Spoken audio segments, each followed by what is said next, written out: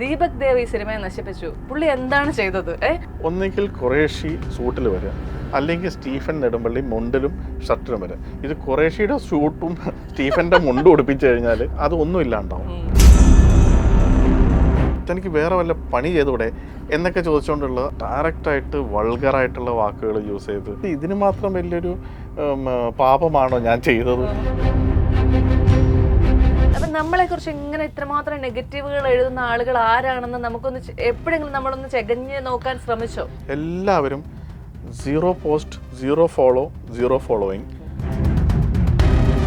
മാത്രമല്ല ഇത് auto generated ആണ്. നമ്മളിപ്പോൾ ഒരു കമൻറ്റ് ഡിലീറ്റ് ചെയ്ത് കഴിഞ്ഞാൽ അതേ മിനിറ്റിൽ 2 എണ്ണം അതുപോലത്തെ വരും. നമ്മൾ സാധാരണ ഇവിടുത്തെ ടിപ്പിക്കൽ സിനിമകളിൽ കേൾക്കുന്ന എക്സ്പെക്റ്റഡ് ആയിട്ടുള്ള കുറേ സാധനങ്ങളുണ്ട്.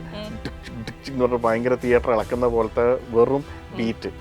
അതല്ല, ഹോളിവുഡ് പടത്തിലൊക്കെ കേൾക്കുന്ന ടൈപ്പ് ഫുൾ ഓർക്കസ്ട്ര ആയിരുന്നു വായിക്കുന്ന ടൈപ്പ് സംഭവം. എക്സാമ്പിൾ എന്ന് പറഞ്ഞ പടങ്ങളൊക്കെ വലിയ കോലകുമ്പം പടങ്ങൾ, നമ്മുടെ പൃഥ്വി, അതൊക്കെ അവർ ഫോറിൻ റെക്കോർഡ് ചെയ്ത് അവിടുത്തെ സ്റ്റുഡിയോസിൽ ചെയ്യുമ്പോൾ കിട്ടുന്നൊരു സൗണ്ടാണ്.